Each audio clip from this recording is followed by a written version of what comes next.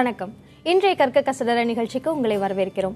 பார்வையற்றோருக்கான கல்வி வாய்ப்புகளை அடையாளம் காண்பிக்கும் முயற்சிதான் இன்றைய நிகழ்ச்சி.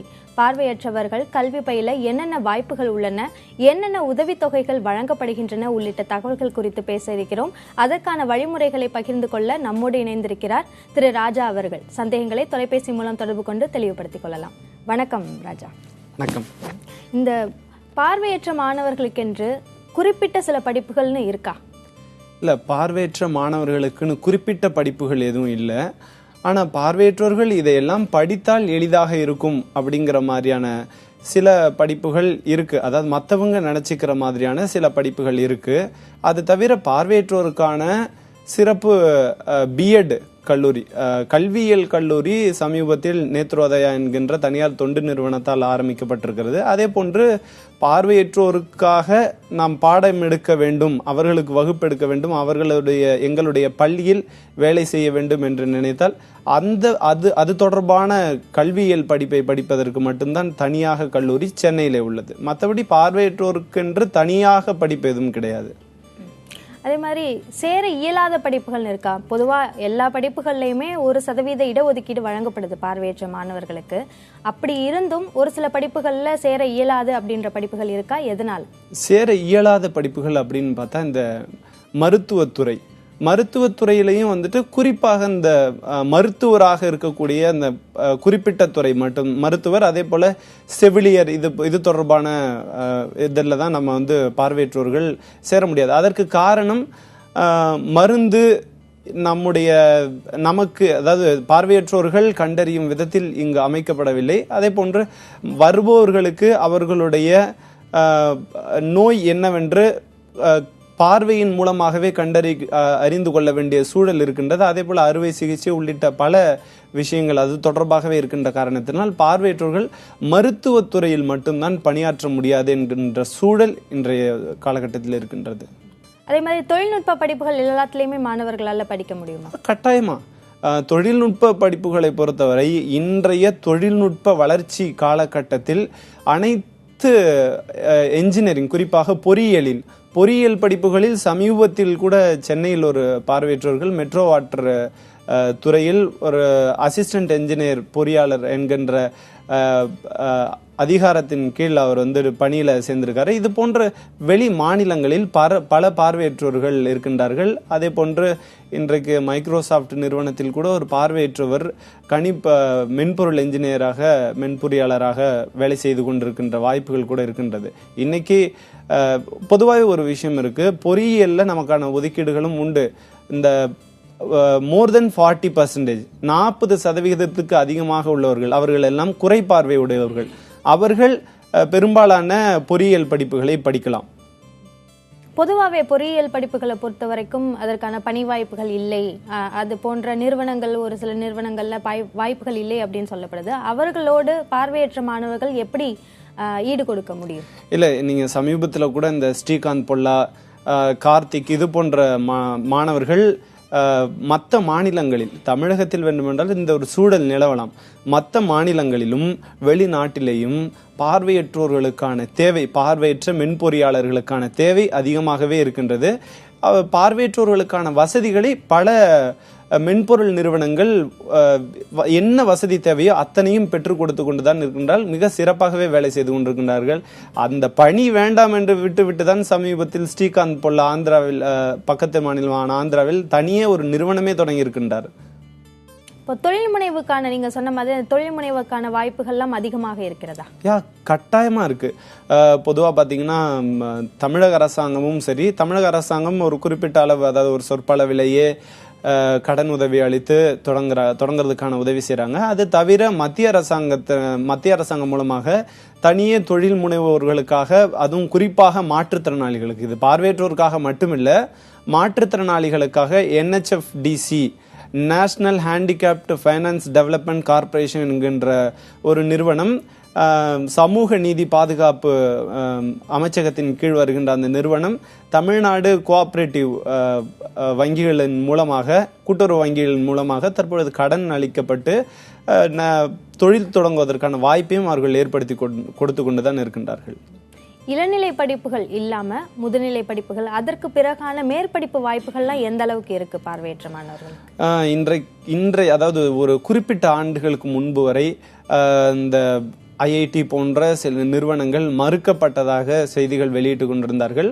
ஆனால் ஐஐடி உள்ளிட்ட சில நிறுவனங்கள் மறுக்கப்பட்டாலும் வெளிநாட்டில், நான் உதாரணத்தோடு சொன்னால்தான் எல்லாருமே படிக்க வருவாங்கிறதுனாலே நான் ஒவ்வொரு இதுக்கும் உதாரணமே சொல்றேன். அந்த கார்த்திக் டெல்லியிலே 12ஆம் வகுப்பு முடித்துவிட்டு அதற்கு பிறகு இங்கு முடித்துவிட்டு அவர் மேல் படிப்புக்காக கான்பூர் ஐஐடி அணுகிய பொழுது அவர்கள் வாய்ப்பு தர மறுத்தார்கள். அதற்கு பிறகு வெளிநாட்டு நிறுவனமே தன்னுடைய சொந்த செலவில் அவரை அழைத்து கொண்டு சென்று விட்டது என்கின்ற அளவுக்கு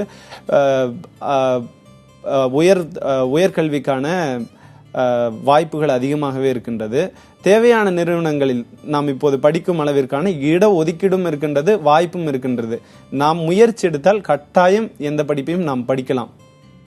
ஒரு துறையை பொறுத்த வரைக்கும் அந்த படிப்புல அதிகபட்சமாக பிஹெச்டி ஒரு படிப்பாக கருதப்படும். அந்த நிலையில பிஹெச்டி படிப்பதற்கான சாத்தியக்கூறுகள் எந்த அளவுக்கு இருக்கு? நீங்களும் கூட இப்போ ஒரு பிஹெச்டி பண்ணிட்டு இருக்கீங்க. ஸோ அதற்கான வாய்ப்புகள்லாம் எந்த அளவுக்கு இருக்குன்னு சொல்லுங்க. இப்போ முனைவர் பட்டம் ஆய்வு, நம்ம ஒரு குறிப்பிட்ட துறைக்கு போறோம்னா அந்த துறையினுடைய உச்சபட்ச படிப்பு அப்படின்னு சொல்லப்பட்ட முனைவர் பட்ட ஆய்வு. இந்த முனைவர் பட்ட ஆய்வு நம்ம என்ன துறையில பண்றோமோ அத்தனையும் நம்ம கையில இருக்கு, நம்ம கட்டாயமா பண்ண முடியும். அதற்கான ஒதுக்கீடு அப்படிங்கிறத விட நம்மளுடைய அறிவை நம்ம வெளிப்படுத்தணும்னா எல்லா நிறுவனங்கள்லையும் மாற்றுத்திறனாளிகளையும் சரி பார்வையற்றோர்களையும் சரி முனைவர் பட்ட ஆய்வு பண்ணுவதற்கான வாய்ப்பினை ஏற்படுத்தி கொண்டுதான் இருக்கின்றன. அதற்கான உதவிகளும் இந்த அரசாங்கம் செய்து கொண்டுதான் இருக்கின்றது. அது தவிர தனியார் நிறுவனங்களும் எண்ணற்ற வாய்ப்புகளை வாரி வழங்கி கொண்டுதான் இருக்கின்றது. அதே போல ஒரு படிப்புல சேர்வதற்கோ இல்ல ஒரு பணியில சேர்வதற்கோ அவர்களுக்கான பார்வை சதவீதம் எந்த அளவுக்கு இருக்க வேண்டும் என்ற வரையறை இருக்கிறது? பொதுவாகவே ஊனம், அதாவது இந்த மாற்றுத்திறன் குறைபாடுன்னு சொல்றாங்க இல்லையா, அதனுடைய எலிஜிபிலிட்டி கிரைட்டீரியாவே என்னன்னு பார்த்தா மோர் தென் 40%, 40% மேல் ஒருத்தர் அவருடைய ஊனம் இருந்துச்சுன்னா அவர் மாற்றுத்திறனாளியாக, அதாவது பார்வையற்றவரோ அல்லது கால் முடியாதவரோ இந்த மாதிரி எவராக இருந்தாலும் 40% அதிகமாக இருந்தால் அவர் மாற்றுத்திறனாளியாக கருதப்படுவார். இந்த சதவீதத்துக்கு மேல யார் இருந்தாலும் எந்த வேலைக்கும் அந்த குறிப்பிட்ட அந்த மாற்றுத்திறனாளி கோட்டாவில் அவர்கள் பணிக்கு செல்லலாம். இந்த குறிப்பா டெக்னிக்கல் போஸ்டிங்னு சொல்லக்கூடிய தொழில்நுட்ப இந்த அடிப்படை வேலைகள் செய்யக்கூடிய இடத்தில் தான் ஒரு சிக்கல் உண்டு. இந்த முற்றிலும் பார்வையற்றவர்கள் 100% விஷுவலி இம்பேர்ட் அவர்கள் ஒரு குறிப்பிட்ட பணிக்கு செல்ல முடியாது. இந்த அடிப்படை வேலைன்னு சொல்லக்கூடிய பேசிக்கா சில இந்த ஐஐடி ஊழியர்கள், அந்த மாதிரி அடிப்படை ஊழியர்களான ஃபிட்டர், இந்த மாதிரியான பணியிடங்களுக்கு பார்வையற்றவர்கள குறைபார்வை உடையவர்களை மட்டும்தான் எடுத்துப்பாங்க. முற்றிலும் பார்வையற்றவர்களை கொஞ்சம் இப்போதைக்கு தவிர்த்துக்கிட்டு தான் வராங்க. இவ்வளவு நேரம் நம்ம உயர்கல்வி வாய்ப்புகள் எப்படி இருந்தது அப்படின்றத பத்தி பேசலாம். அதற்கு வழங்கப்படுற உதவித்தொகைகள் இதை பத்தி இப்ப பேசலாம். இப்ப தமிழகத்தை பொறுத்த வரைக்கும் என்னென்ன மாதிரியான உதவித்தொகை எல்லாம் வழங்கப்படுது? இப்ப தமிழகத்துல பொறுத்த வரைக்கும் பாத்தீங்கன்னா அரசின் உதவித்தொகை கொஞ்சம் கம்மி தான். இப்போ இளங்கலை படிக்கும்போது பள்ளியிலிருந்தே தமிழக அரசு மாற்றுத்திறனாளிகள் துறையின் சார்பாக வழங்கப்படுற ஒரு உதவித்தொகை தான் இருக்கு. இப்போ பார்வையற்றோர்கள் அப்படின்னா தங்கள் மாவட்டத்தில் உள்ள மாவட்ட மறுவாழ்வு அலுவலரை போய் சந்திச்சு அவர்கிட்ட ஒரு அப்ளிகேஷன், ஆர்ஆர்சி அப்ளிகேஷன் சொல்லுவாங்க, அந்த விண்ணப்பத்தை வாங்கி அதை ஃபில்அப் பண்ணி கொடுத்தாங்கன்னா அவங்களுக்கான கல்வி உதவித்தொகை, இளங்கலை மாணவராக இருந்தா, இப்போ இளம் அறிவியல் இளங்கலை மாணவராக இருந்தா மாற்றுத்திறனாளிகள் எல்லாருக்குமே 6500 ரூபாய் வருஷத்துக்கு ஸ்காலர்ஷிப்பாக கொடுக்குறாங்க உதவித்தொகையா. அது தவிர பார்வையற்றோர்னா கூட ஒரு 6000 ரூபாய். அது எதுக்காகனா ரீடர் அலவன்ஸ், வாசிப்பாளர் உதவித்தொகை அப்படின்னு சொல்லுவாங்க. இப்போ நான் படிக்கணும்னா எனக்கு வாசிக்கிறதுக்காக ஒரு ஆளை நான் அமர்த்தி கொள்ள வேண்டும். எல்லா புத்தகத்தும் இ ஃபார்மேட்டில் கிடைக்காது, மென் புத்தகமாக கிடைக்காத காரணத்தினால சில புத்தகங்களை நம்ம வாங்கி படிக்க வேண்டிய சூழல். அப்படி படிக்கிறவங்கள நம்ம வேலைக்கு அமர்த்திக்கிறதுக்காக வருடத்திற்கு ஒரு முறை 6000 ரூபாய் அவர்கள் கொடுக்கிறார்கள். ஸோ ரெண்டத்தையும் சேர்த்து 13000 ரூபாய் கிட்டத்தட்ட, இளங்கலைக்கு 11000 ரூபாயும் முதுகலைக்கு மேலுள்ள அனைத்து படிப்புகளுக்கும் ஆண்டுக்கு 13000 ரூபாய் அளவிலும் தற்பொழுது கல்வி உதவித்தொகையாக கொடுத்து கொண்டிருக்கின்றார்கள். தமிழக அரசாங்கத்தின் நிலவரம் இது. அதேபோல் மத்திய அரசு தரப்பிலிருந்து வழங்கப்படுற உதவித்தொகை? மத்திய அரசாங்கத்தை பொறுத்தவரை பொதுவாக இப்போ இளங்கலைக்கும் சரி, முதுகலைக்கும் சரி, சமூக நீதி பாதுகாப்பு துறையின் கீழ், அதாவது சோசியல் ஜஸ்டிஸ்ன்னு சொல்றாங்க இல்லையா, அதன் கீழே வந்துட்டு ஆண்டுதோறும் அவர்கள் படிப்புக்கான அவங்க கொட்டேஷன் கொடுக்கணும். நமக்கு வந்துட்டு இவ்வளோ படிப்புக்கு செலவாகுது அப்படிங்கிற மாதிரி நம்ம கொட்டேஷன் கொடுத்தோன்னா அதற்கு அவர்கள் தரப்பில் அதற்கு எவ்வளவு அவர்களால் கொடுக்க முடியுமோ, இப்போ உதாரணத்துக்கு நாம் ஒரு 35,000 40,000 நம்ம கொட்டேஷன் கொடுத்தோம்னா ஒரு 15,000 அளவிற்கு அவர்கள் வந்து ஸ்காலர்ஷிப் ஆண்டிற்கு ஒரு முறை கொடுக்கின்றார்கள் பொதுவாக. இது தவிர நம் உயர்கல்விக்கு போகும்போது வேறு வேறு நிறுவனத்தின் கல்வி உதவித்தொகையை நாம் பெற்றுக்கொள்ளுகின்ற வாய்ப்புகள் அதிகமாகவே இருக்கின்றது. ராஜீவ்காந்தி நேஷனல் ஃபெலோஷிப் என்ற ஒரு ஃபெலோஷிப் வழங்கப்படுது இல்லையா, அதுல பார்வையற்றவர்களுக்கான வாய்ப்புகள் எப்படி? RJNFன்னு சொல்லுவாங்க. பொதுவாக இது ஆரம்பிக்கப்பட்ட காலகட்டத்தில் SC ST மாணவர்களுக்காக கொடுக்கப்பட்ட உதவித்தொகை. இது வந்து பல்கலைக்கழக மானிய குழுவின் வழியாக வழங்கப்படுகிறது. இந்த இதை கொடுக்கறது யாருன்னு பார்த்தீங்கன்னா, இதையும் வந்துட்டு சமூக நீதி பாதுகாப்பு, சோசியல் ஜஸ்டிஸ்ங்கிற அந்த அமைச்சகம் தான் இதை கொடுத்துக்கிட்டு இருக்காங்க. இது வந்துட்டு பின்னர் வந்து மாற்றுத்திறனாளிகளுக்கு, இது வந்து பார்வையற்றோருக்குன்றதை விட மாற்றுத்திறனாளிகளுக்கு அதோட சேர்த்தாங்க. இப்போ சமீபத்தில் OBC மாணவர்களுக்கும் சேர்த்துருக்காங்க. இது வந்துட்டு இப்போ இது கரண்ட்ல இருக்கு. இப்போ ஆய்வு பண்ணணும்னு நினைக்கிற மாணவர்கள், MPhil PhD பண்ணிக்கிட்டு இருக்க மாணவர்கள் தங்களுக்கு தேவையான உதவித்தொகையை அதில் அப்ளை பண்ணி தன்னுடைய ஆய்வு கட்டுரை அதில் அப்லோட் பண்ணி 16ஆம் தேதி வரைக்கும் அதற்கான தேதி நீட்டிக்கப்பட்டிருக்கு. ஆக்சுவலாக இந்த தேதி முடிஞ்சிருச்சு ஜூலை 1ஆம் தேதியோட.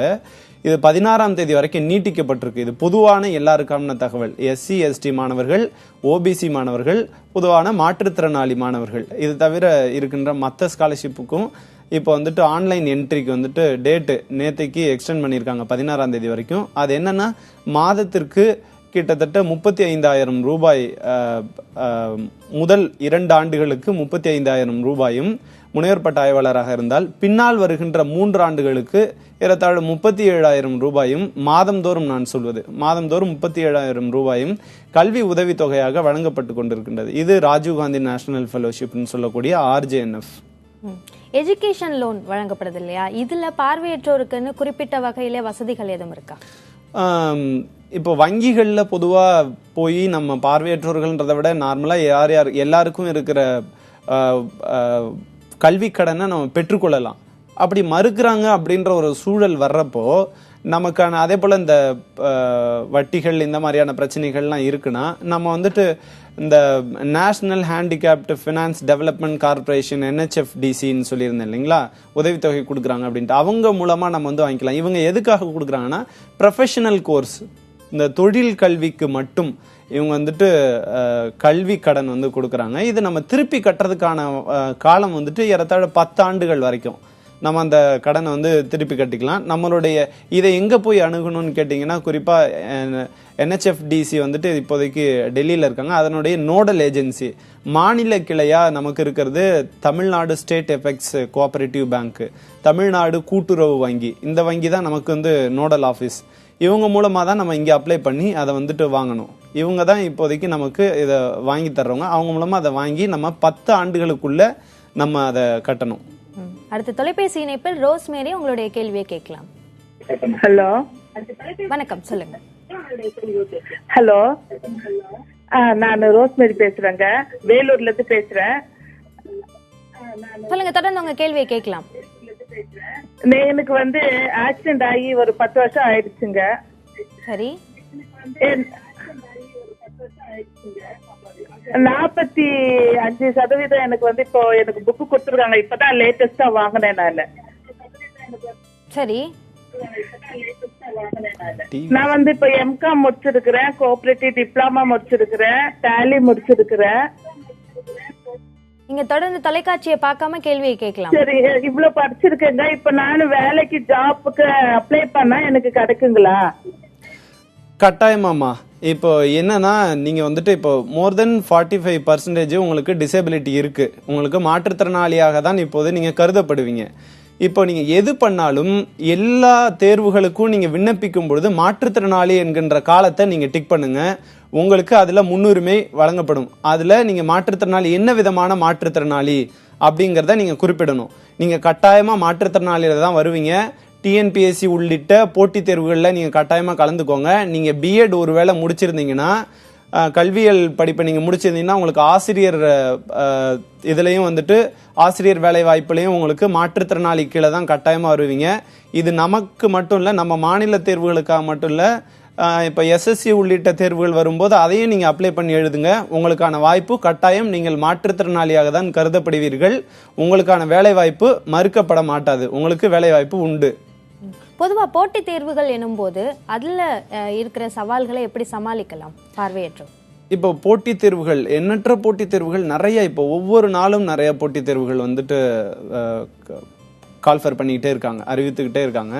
அந்த விஷயத்த வந்துட்டு நம்ம தொடர்ச்சியாக படிக்கணும், பார்க்கணும். இப்போ நிறைய படித்து அதில் வந்துட்டு இப்போ பெரும்பாலான போட்டித் தேர்வுகள் பார்வையற்றோர்களுக்கு ஏற்ற மாதிரி மாற்றி அமைக்கப்பட்டு கொண்டிருக்கின்றது. இந்த விஷுவல் பேஸ்டு கொஸ்டின்ஸு, இந்த வினாக்களை எல்லாம் இப்போது தவிர்த்து கொண்டு வருகின்றார்கள். ஒரு சில இடத்துல நமக்காக இருக்குன்னா, விஷுவல் பேஸ்டு கொஸ்டின் இருக்குன்னா, அந்த இடத்துல வந்துட்டு பார்வை for blind person only, for visual impaired person only அப்படிங்கிற மாதிரியான வினாக்களை தனியாக நமக்குன்னு தனியாக காலம் கொடுத்து அதை ஒதுக்கி வச்சிடறாங்க. ஸோ அந்த போட்டித் தேர்வுகள் இப்போ நிறையா வருது.